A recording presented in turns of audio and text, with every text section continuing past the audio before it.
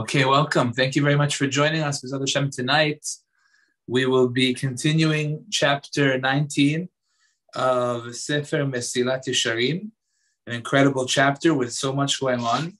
Mesilat Hashem, tonight we would like to dedicate our learning for the complete and speedy recovery of Shachar ben Chana, Yaakov Yisrael Avram ben Chana, Esther Helen, and Kol Cholei Yisrael. B'ezrat Hashem, they should have refuah shlema. Also for all the refugees coming out of Ukraine, may Hashem help them to have speedy, successful way out of there, and to be safe and healthy with only good news with Hashem for all of Am Yisrael, wherever they may be.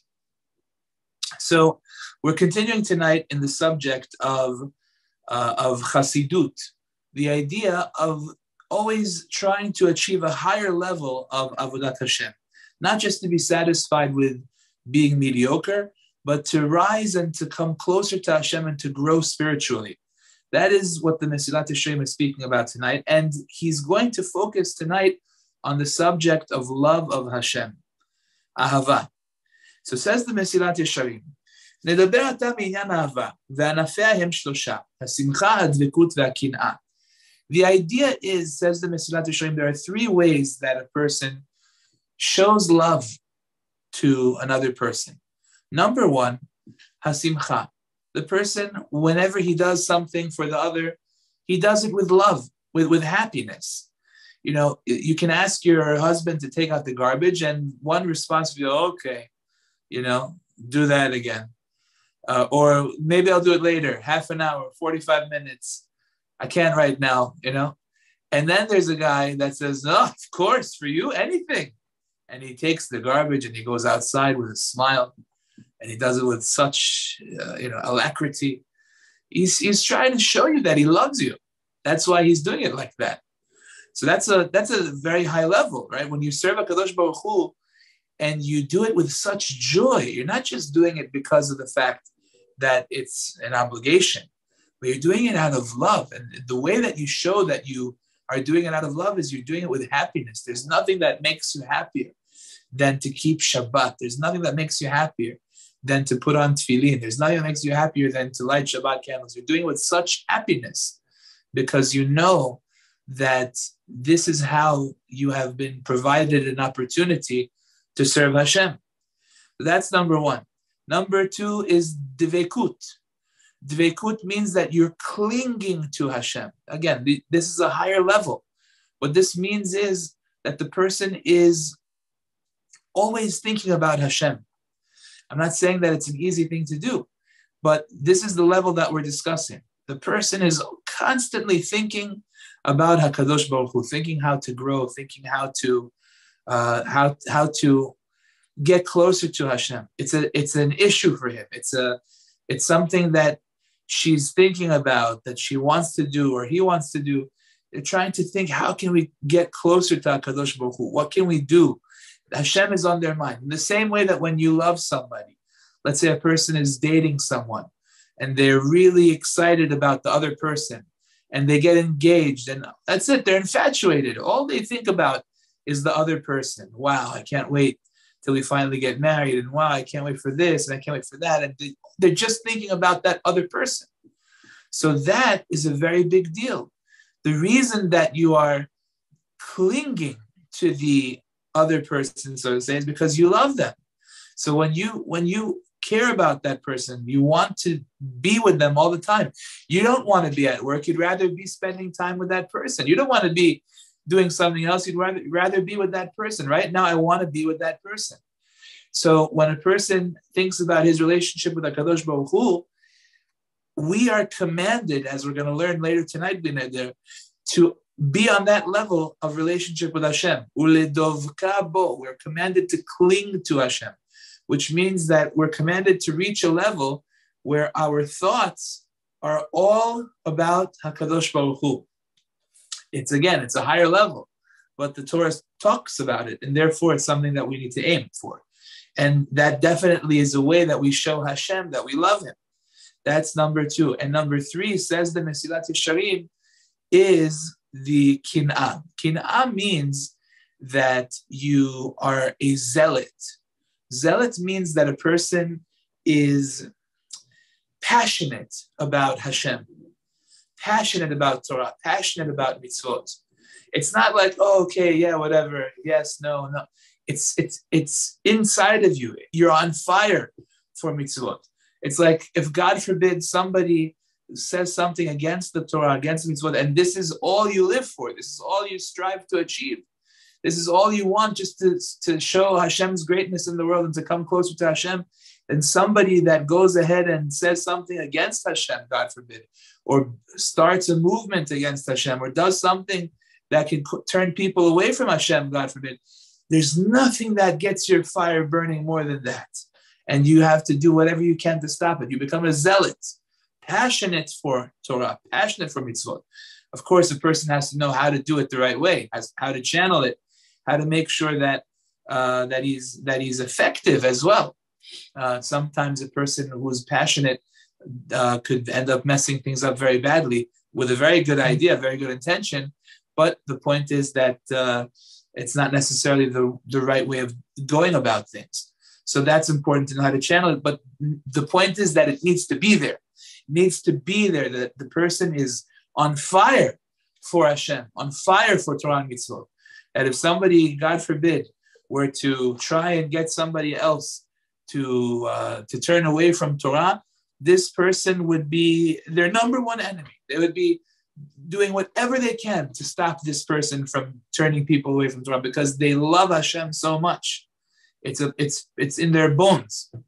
That's the idea. This is something that will definitely express one's love. In the same way that if, God forbid, a person has a family member, let's say somebody has a father, they love their father, right? They love their mother. And then somebody goes and starts to gossip and say not nice things about his father or his mother or her father or mother. And they start to say, don't do business with them. They're not trustworthy. They're not this, they're not that. This guy would go and tear those people apart, because how dare they talk about my beloved mother, my beloved father? You love them so much, it doesn't matter what this guy is going to say anymore. He is out. He spoke badly about my mother, my father. How dare he? You understand? You're on fire. You have passion about it. That's what the Mesilat Yesharim is calling kin'ah. The person has to have kin'ah, because that's how you show that you really care, that it really means something to you. That's how it shows that you really are upset when somebody goes against Hashem. You can't just expect Hashem to think that you love him, so to say, if when somebody goes against him, where are you? Do you stand up? Do you talk? Do you say? Do you do something? Have you done something for Hashem to show that you're passionate about it? That's what we're talking about right now. That's what the Mesilat Yesharim is explaining. He says it's the same feeling that a person would have, the same feeling that one would have towards his wife that he married when he was very young, and he loves her so much, and he's so what wouldn't he do for his wife that he grew up together with? When they got married, they were young, and they're together for so many years. What wouldn't he do for her?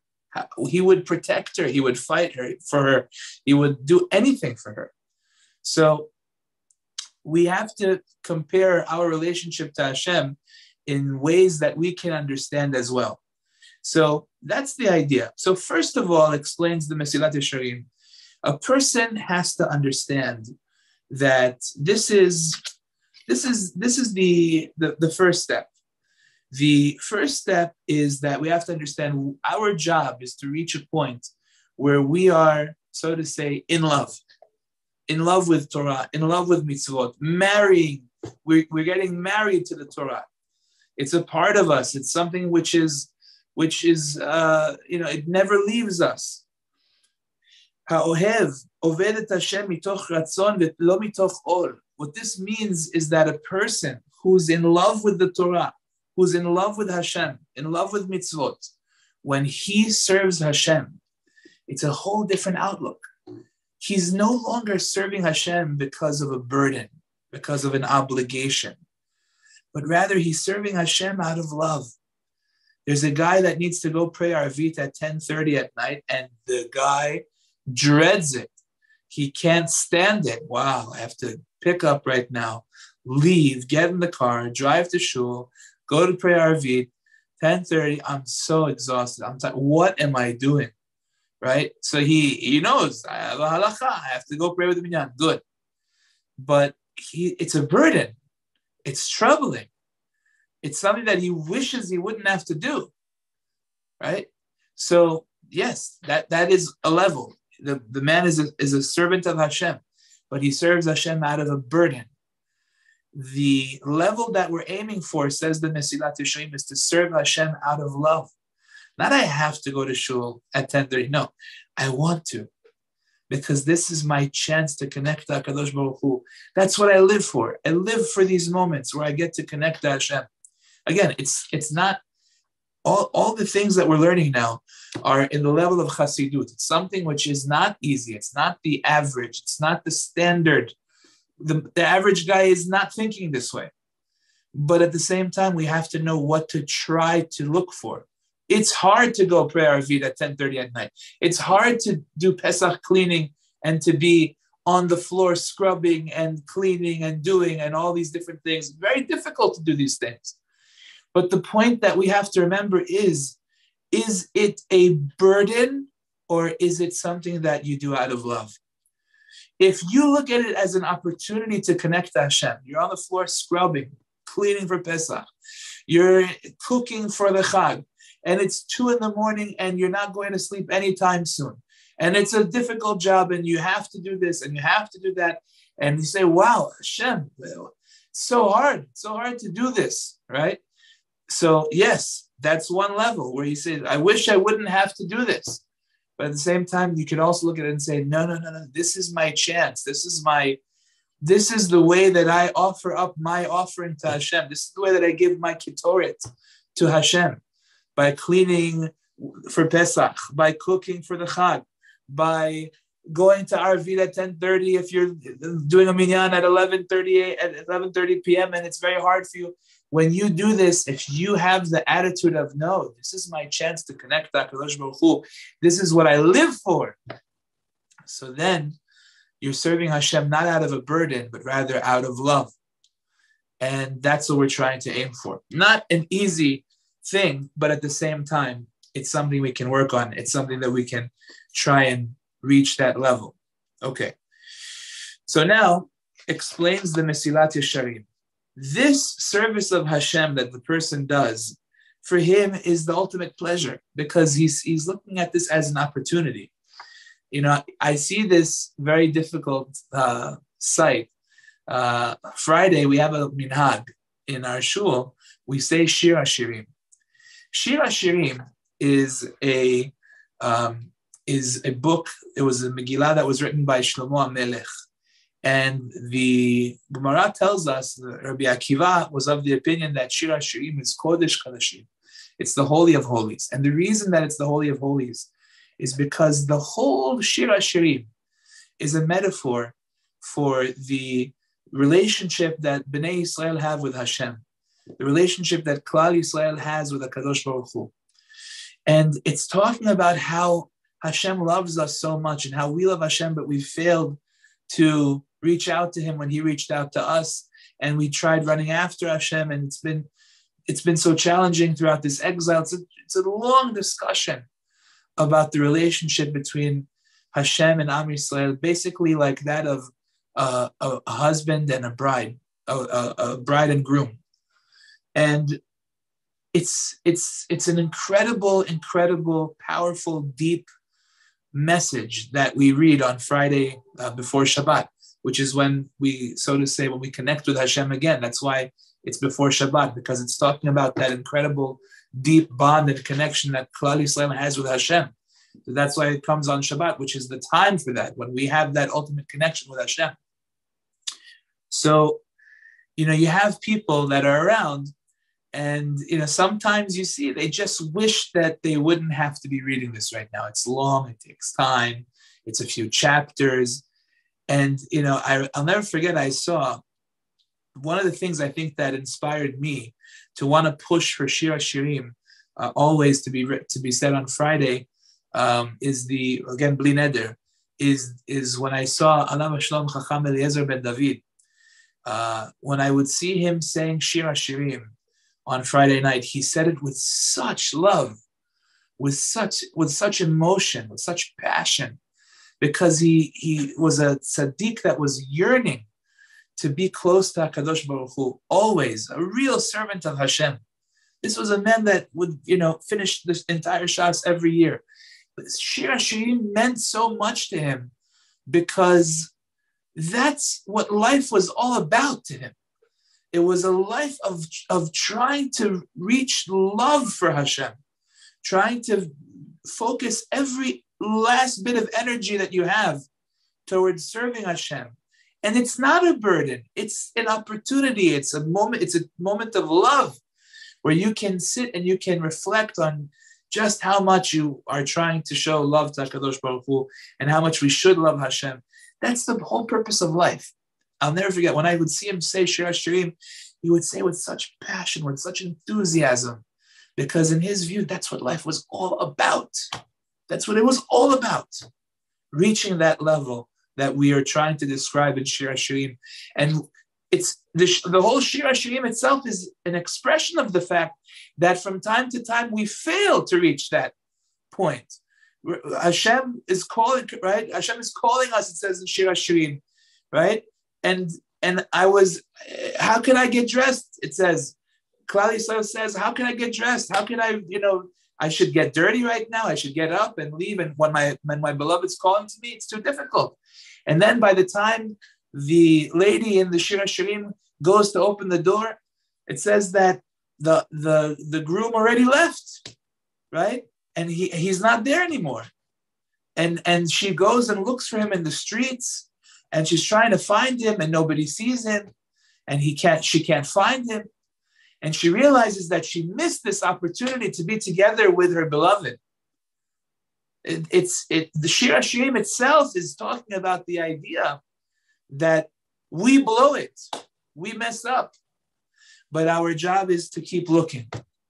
Our job is to keep searching for HaKadosh Baruch Hu.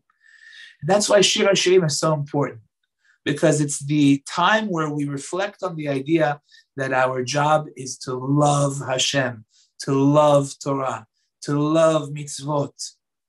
That's the greatness of Shir HaShirim. And to remember that Hashem is waiting for that because Hashem loves us so much and wants us to reach out. Even when we mess up, even when we do wrong, even when we do bad. That's the incredible message of Shir HaShirim. So that's why I always try and push for the people to say it. The reason being that it's so incredibly important. It's the crux of everything. It's the pinnacle. It's Kodesh Kodashim, says Rabbi Akiva.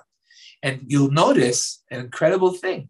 Right after Shir HaShirim, in the Sidur, all of a sudden we start requesting big, deep, lofty things. We start asking that we ask from Hashem that by saying Shir HaShirim, it should be as if we fulfilled our tikkun in this Gilgul and in the previous Gilgul, and we got all the secrets and we understood, we fixed our neshamot. There are tremendous, lofty things taking place over there.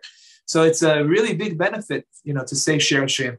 That's why when you see, people that shy away from it and would rather not read it and would rather do other things, and they're missing out. They're missing out so badly because they don't reflect with Shir HaShirim on this concept of the idea that we need to love Hashem, love Torah, love mitzvot. That's really what Shir HaShirim is all about. So I think that's a very good tool to help us to reach this level. It helps us to cultivate that passion for HaKadosh Baruch Hu, for Torah and for mitzvot. So that being said, this is what we're looking for. This is what what we're trying to grow here. Now, the question asked the Mesilat Yesharim is, okay, so somebody claims that he's a servant of Hashem. Somebody is working on loving Hashem. Beautiful. He says Shir HaShirim Friday night. Excellent. Great. Fantastic. So now the question is, how do we test this person to see his love? What is it that is the moment at which this love quote unquote, that he has is tested. Explains the Mesilat Yesharim. The moment of truth is when the person has tough times, when he has trying times. That is where we see, that is where Hashem sees if that love is real. If he really serves Hashem wholeheartedly. And over here, explains the Mesilat Yesharim. I'd like to read it for you inside. He says the following. He says, when a person has tzarot, so there are two things that he has to remember. He says like this. The love that he has for Hashem has to be unconditional.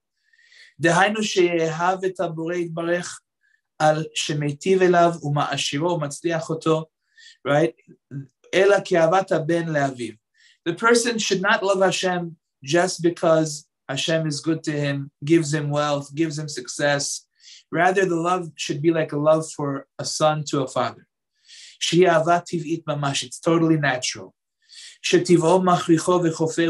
his nature pushes him towards that. Like the pasuk says, that Hashem is your father.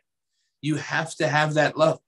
So then, where does it appear that that love is really true, that he really has that love for Hashem? The answer is in tough times, when it's difficult. The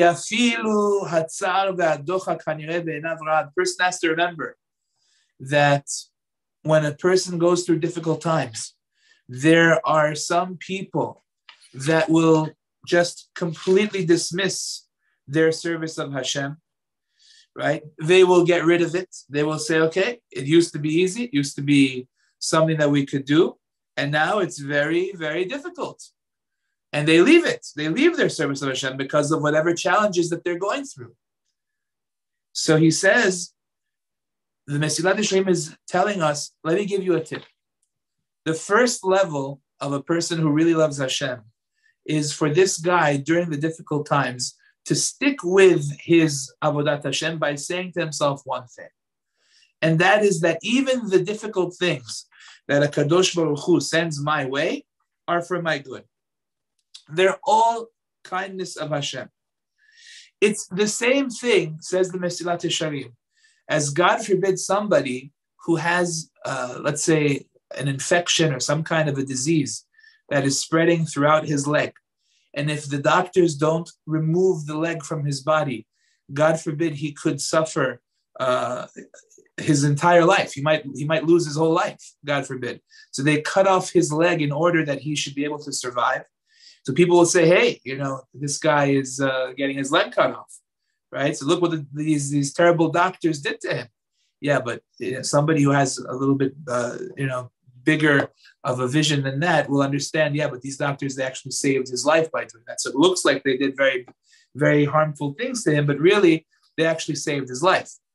So over here, it's the same idea. Says the Mesilat Yesharim, sometimes a person goes through tough times, he goes through difficult moments, but the one who loves Hashem will answer.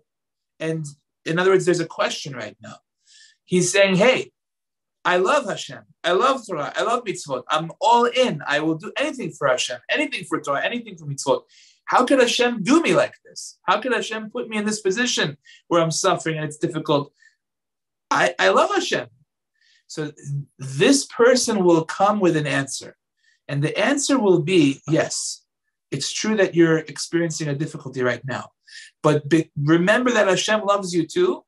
And that what you're experiencing right now is also a kindness from Hashem. You may not see it, you may not feel it, you may not realize it, but that is what it actually is, a kindness from HaKadosh Baruch Hu. That's how the person will go ahead and will explain it. Just, while we're on the subject, there's a very interesting story. This is famously known in Chazal as Kol Mai David Rachmana, L'Tav Avid. Rabbi Akiva said that everything that Hashem does is for the better. There's a story with German Jews that were fleeing Germany in the time of the Holocaust, and they made their way to England. But the British were concerned that some of these Jews might be spies. They didn't know if they were all Jewish, really. So they were concerned, and what they did was they decided to take them to Australia because they thought maybe they might be spies and giving information back to Germany. So they had them take all their possessions on a boat, and this boat was going to take them to Australia. And that's where they would remain for the duration of the war. So incredibly, while they're traveling in the ocean, not too far away from Australia, so all of a sudden the captain of the ship hears news that the Germans, Yimach Shemam, downed a few British airplanes and British soldiers died. And this captain was so upset and so livid that this is what was taking place and that his country was losing men to these animals in Germany. So he said, what am I doing carrying these Germans to Australia? What's the matter? What am I doing with these people? These guys are enemies. What's the matter? How could I do this? And he was so upset by what was going on that he took the luggage of all the passengers and he ordered the crew to just take every last bit of luggage, whatever they had, and throw it overseas, over into the water, overboard. And they were terrified. They couldn't believe whatever they managed to leave with from Germany, the little bit that they had left over from their previous lives was just now lost in the ocean. And they were so upset. And they said, what was that for? We're the ones that are victims of this Holocaust, and you're taking us to a safe place. Why are you doing this? But they were so upset. Turned out many, many years later, a very interesting twist to the story. What ended up happening was, many years later, they found out that after they had reached Australia, the very vessel that carried them to Australia was actually blown up by a German submarine. And interestingly enough, they had interviewed the commander of the submarine. And they said that they were following this vessel for quite some time, and they had identified it as a British vessel, and they wanted to blow it up. Until suddenly they had noticed that certain objects were floating around them. And he had ordered one of his soldiers to go and to take a look above the water, to see what was going on. And they went ahead and they saw that there were certain papers that were falling out of these suitcases, and they were written in German. So they thought that maybe this British vessel is carrying German prisoners of war. So we're not going to blow up our own people.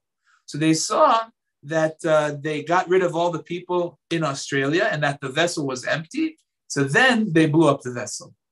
So it's amazing. The people on the ship are thinking, this is the worst thing that could have ever happened to us. We lost our homes, lost our family, lost everything.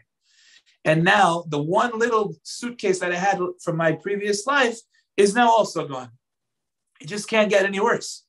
Meanwhile, little did they know that the fact that this guy threw all their suitcases overboard is what saved them from a torpedo. They had no idea. So again, this is just an incredible idea of a person who loves Hashem, who's presented with this problem, who's saying, Hashem, here I am. I love you so much. I love Torah so much. I'd do anything for HaKadosh Baruch Hu. And this is what's happening to me.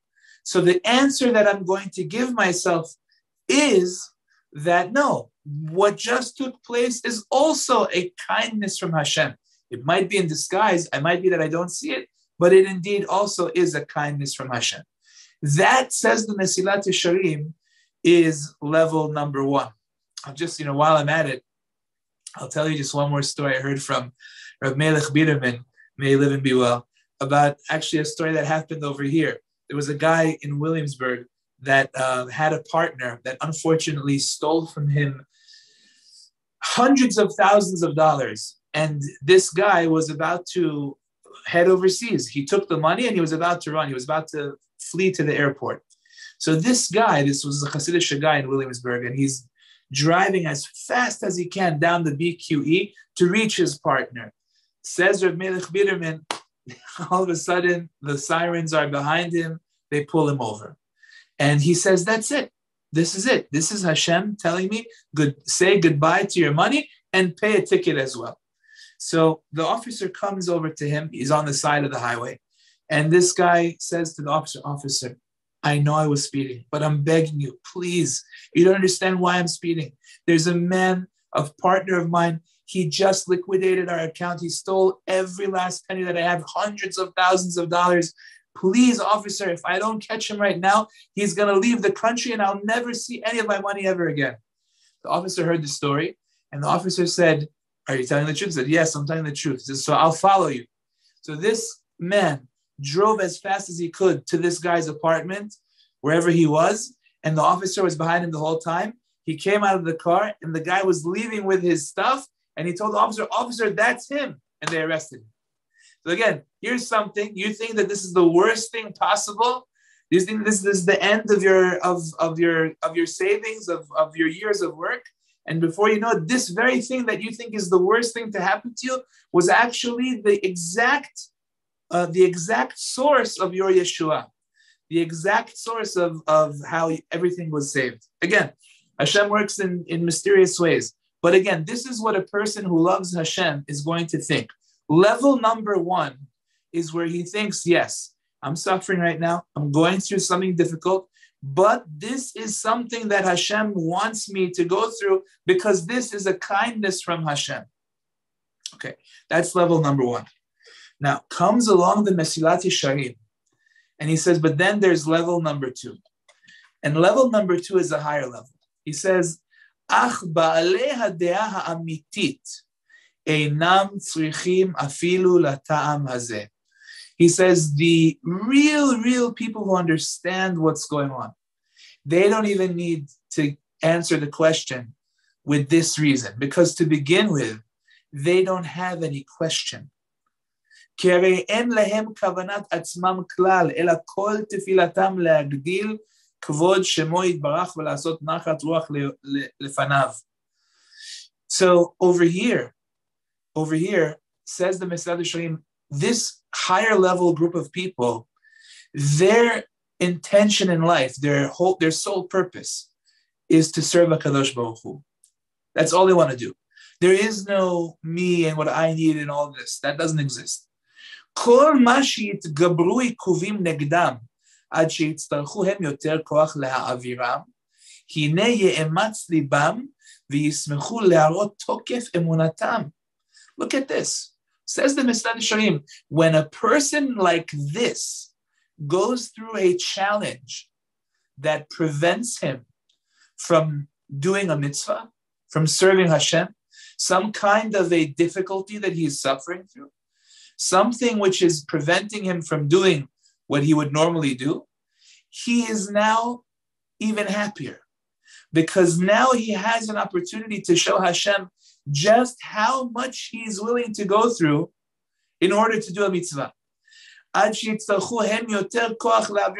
willing to show Hashem, look how much more strength I need in order to put on tefillin today, even though it's difficult for me because he's sick. Look at how much harder it is to give tzedakah, even though he just lost so much money. He's happy that he's got such a challenge because now he has an opportunity to show Hashem how much he really loves Hashem.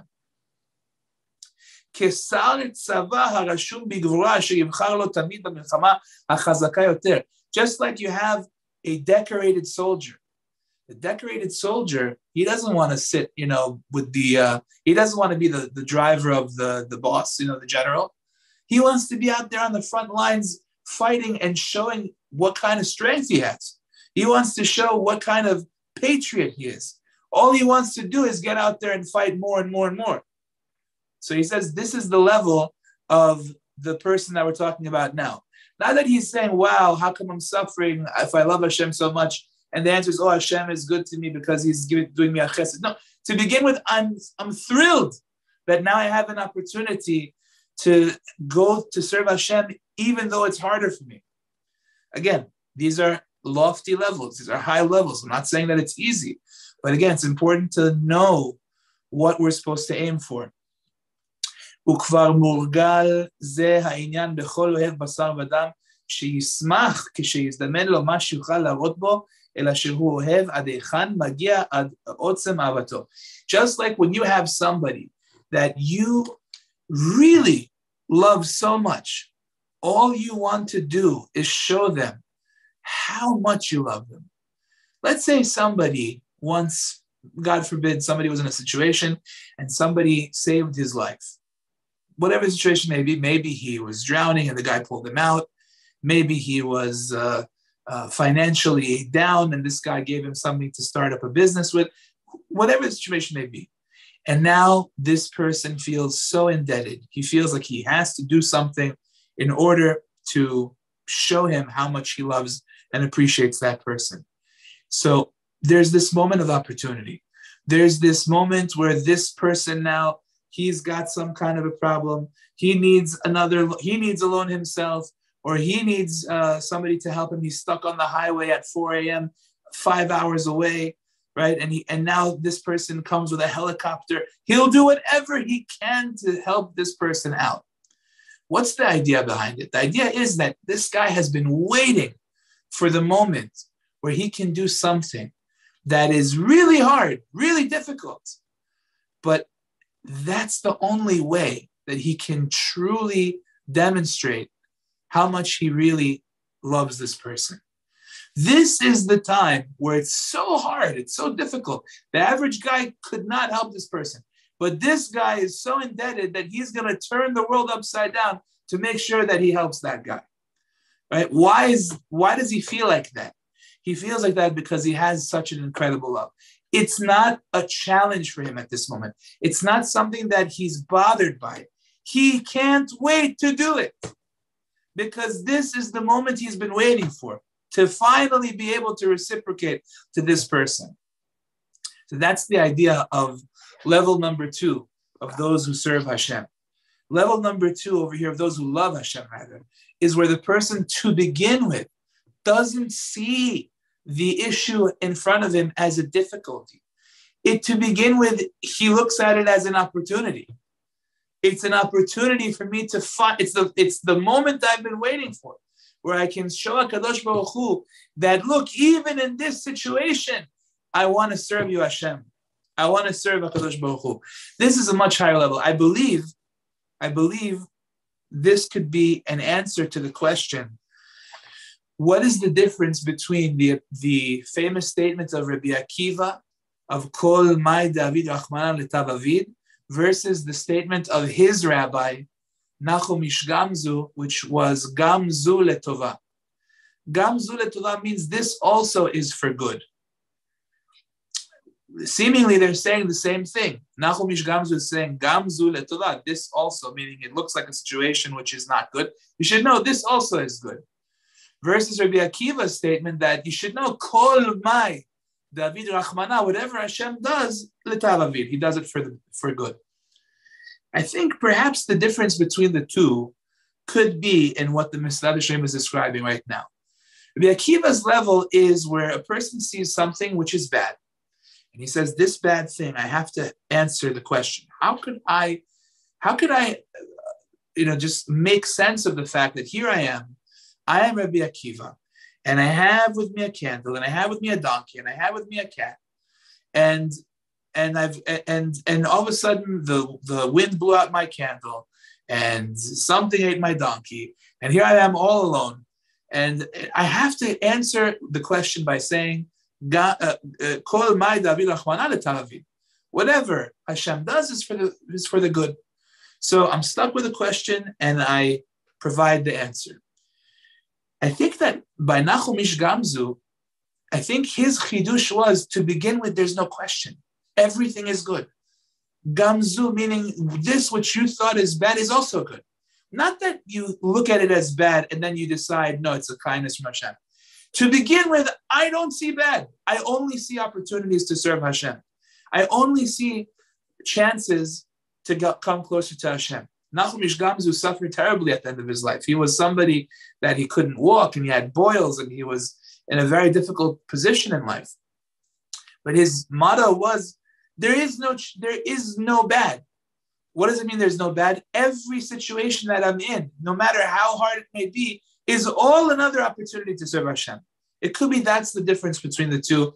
And I think that it was something that we unfortunately saw play out very much so in the time of the Holocaust.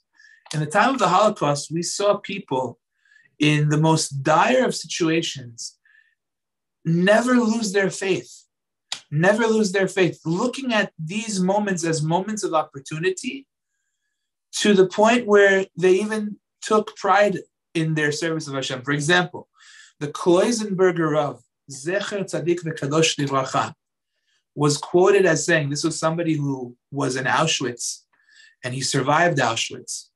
And the Kloisenberger Rav was quoted as saying that he never desecrated Shabbat even one time on a Torah level, midoraita, throughout his entire time being in Auschwitz. And he thinks that even midirabanan, even the rabbinical enactments, he kept them as well. In other words, here's a person who's suffering terribly. He lost his entire family, many children, his wife and his children. He suffered terribly in the Holocaust. But at the same time, he was looking for this as an opportunity to serve HaKadosh Baruch Hu. He's saying here he is in the situation, and he's viewing this as I am here together with Hashem. I see nothing else in this whole place other than Hashem. Hashem put me here, and I'm here, and I am going to take this as an opportunity to serve Hashem. He was an incredibly righteous man, but you should know, it wasn't just him. It was people who gave up their lives for mitzvot.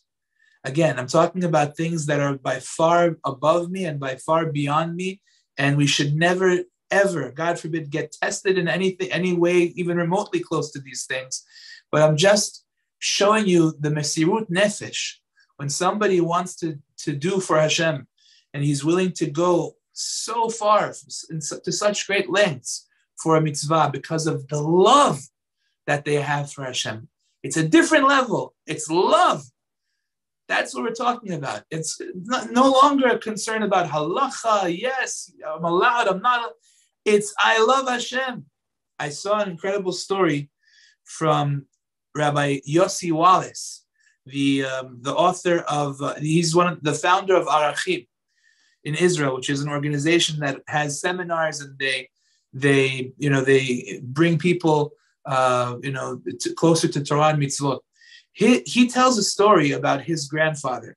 He says when he started off, he came to Israel from the Bronx in New York, and he was not an observant man, but he was standing on the line one day in Israel in some shop where they were selling the other white meat, and he was already married, and he was about to buy some pork for dinner. He was speaking to his wife, and she asked him to get something, and he was about to go purchase it. And again, this is in Israel. They were not religious. They were not observant. And as he's online, he recalled a story about his grandfather. And he remembered that his parents told him how his grandfather died in the Holocaust. And they told him that his grandfather had survived the war. He had survived all the way till the very last day of the war. And on the last day of the war, he was about to get liberated. And the last remaining Nazis, Yimach Shemam Zichram, in the camp, said to Rabbi Wallace's grandfather, see, you have some food over here. Everything is okay. You can eat it, and it's pork. You eat this food, and you live. If you don't eat this food, we'll shoot you. That was the deal. So Rabbi Wallace's grandfather, you would think a person says, listen, I survived this long. It's just some pork. Let me eat this thing, and then we get out of here finally, and then I never have to know about this for the rest of my life. This man got up and told these Nazis, Yimach Shemam, I've survived this long. I haven't eaten not kosher even once this entire time. And that's not about to change. And he spit in their face. And they shot him and killed him. But he wasn't willing. He wasn't willing to give up his life. He wasn't willing to to give up his kashrut for these animals, Yimach Shemam. When you love Hashem so much, and you say, it doesn't make a difference to me what you say. My love for HaKadosh Baruch Hu overpowers everything. I'm not about to give it up right now. Not if I've gotten this far. And they shot him. But again, it's a level of Mesirut Nefesh, where the person doesn't look at it as a burden. He's not burdened by the fact that now, oh no, he's got a gun pointed to his head. He did it with pride. He did it with power. They couldn't take it away from him. That's the level that Mesilat Yesharim is talking about right now, where it doesn't bother him to lose his life over it because of the love that he has for HaKadosh Baruch Hu. So as Rabbi Wallace was online about to purchase pork for dinner for his family, he said to himself, I don't understand. Here I am, willingly going to buy this thing. My grandfather gave up his life not to eat it and not to put it into his mouth, and I'm willingly going to buy it. Does that make any sense? And that's when things started to change in his life. And he started to become more observant, and he started to learn more Torah. And Baruch Hashem, he founded an organization that changed many, many lives. And Rabotai, it wasn't just the Kloisenberger Rav, and it wasn't just Rabbi Wallace's grandfather. There are so many stories. I heard a story not long ago about a man that was recently in an old age home over here, 90-something years old, and he just put on tefillin for the first time when he was like in his 90s. And they asked him, why didn't you ever put on tefillin before? And he was crying, and he said, I never wanted to ever know from tefillin, because when I was bar mitzvah in the camps, Yimach Shemam Zichram, my father heard that he could get a pair of tefillin from the other side of the camps, and he could bring it for me for my bar mitzvah. And as he came back with the tefillin, he was maybe 20 feet away. A Nazi spotted him, Yimach Shemam Zichram, and shot his father. Hashem Yishmor. And that's why he never wanted to know from tefillin. But finally, they needed him for a minyan, and for the first time, he put on tefillin at age 90. Hashem Yishmor. But this is a man who said, it doesn't make a difference to me what happens. My son's going to put on tefillin for his bar mitzvah, and nobody's going to stop me. Nobody's going to take that away from me. This is a level of love for Hashem that you can't possibly imagine what kind of love it is for Hashem. Today, we get questions like, how come the tefillin costs so much money? How come it's $700? What is it already? Boxes, wooden boxes. People think tefillin is wooden boxes. They don't know that it takes so much time. It's leather, first of all, and they have to work so hard to make it. But whatever, that's besides the point. People look at it as a burden.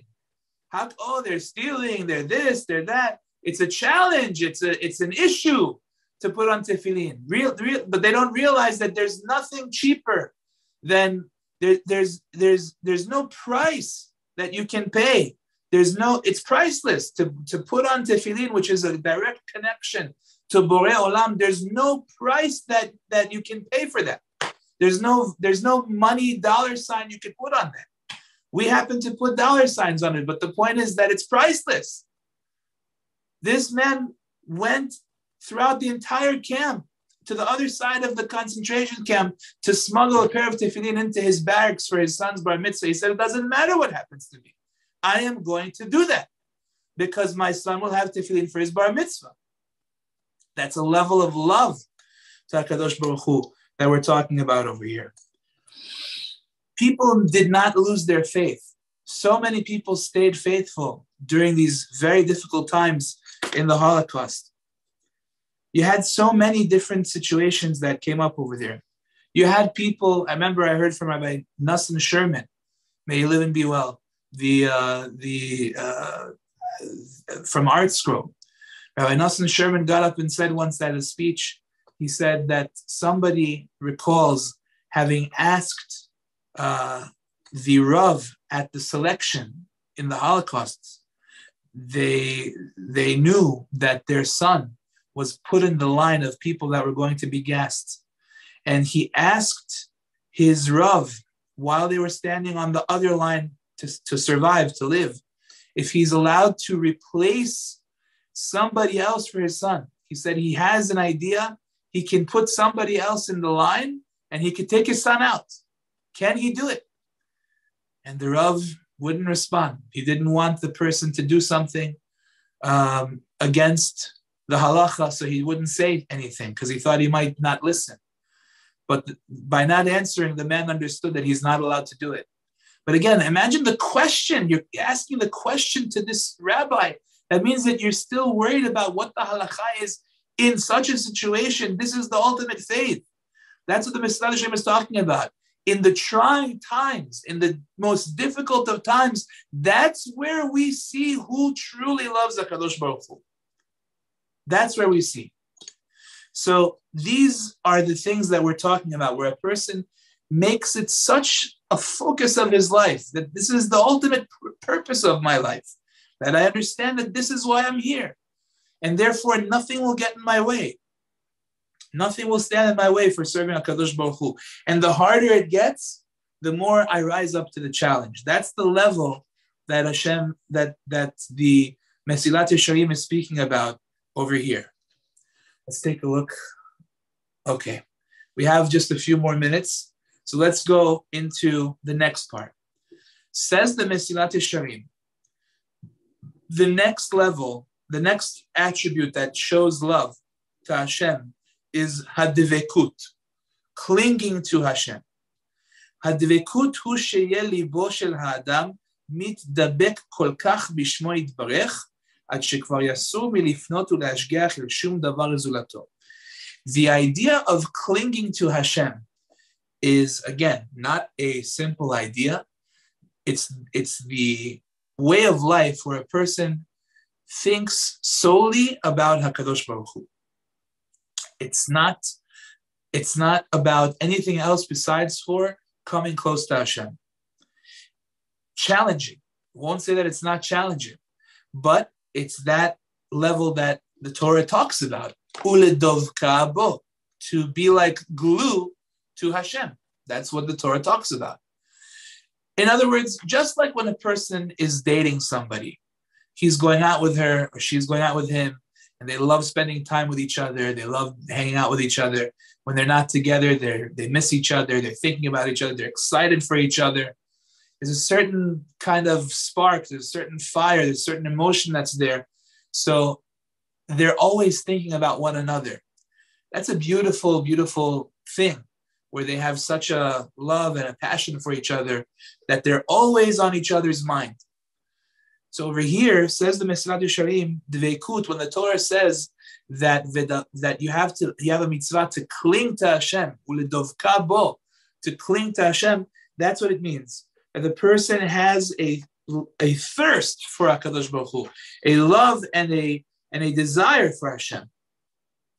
That's what the Torah says, ubot tidbak, ubot tidbakun. You shall cling to Hashem, which is, again, a very special mitzvah. But that's what it's talking about. It means that the person is trying wholeheartedly to always be connected to HaKadosh Baruch Hu. And this is something that is done. This is something, when you have a lady that sits and reads Tehillim passionately, and she's praying to Hashem for everything, and she's praying to Hashem to be closer to Hashem as well, that's a fulfillment of Uledov Kabo. You're thinking about Hashem, even though you don't have to be thinking about Hashem right now. You could be thinking about 20 other things, but you instead decide to sit and read Tehillim. You decide to sit and say Shir HaShirim. You decide to sit down and say Nishmat Kol Chai for the zechut of somebody. When you're saying it, you're thinking about the words, you're thinking about connecting to Ribono Shel Olam. That is a form of clinging to Hashem. When you do that, when you're attaching yourself to Hashem, that is how we do it. I'll never forget, I have a good friend. His name is Shlomi Taitz. I remember his grandmother, Aleh Shalom, passed away just a few years ago. She lived to a very nice, ripe old age, I think maybe late 90s. And this woman, when she was in her old age, what was she doing? It was amazing. This woman would wake up in the morning, she would watch Netilat Yadayim, she would say Baruch She'amar, and she would rest. Again, it was very hard for her because she couldn't do that much. Then she would say another, Tehillim, and she would rest. And then she would say a little bit more, and she would rest, because that's physically all she was able to do. But at this point in her life, this was what she wanted, meaning she wanted to do more connection to HaKadosh Baruch Hu. This is something that I think we all have inside of us. If we just have to cultivate it, we have to bring it out. And that's a way that we will show HaKadosh Baruch Hu that we love him. Bli neder, next week, we will continue with the third aspect of how we show HaKadosh Baruch Hu that we love him. And we'll stop over here for tonight. Thank you very much for joining us. And Bli neder will continue next week. Thank you, everybody. Kol Tuv, and we'll see you next week with Hashem.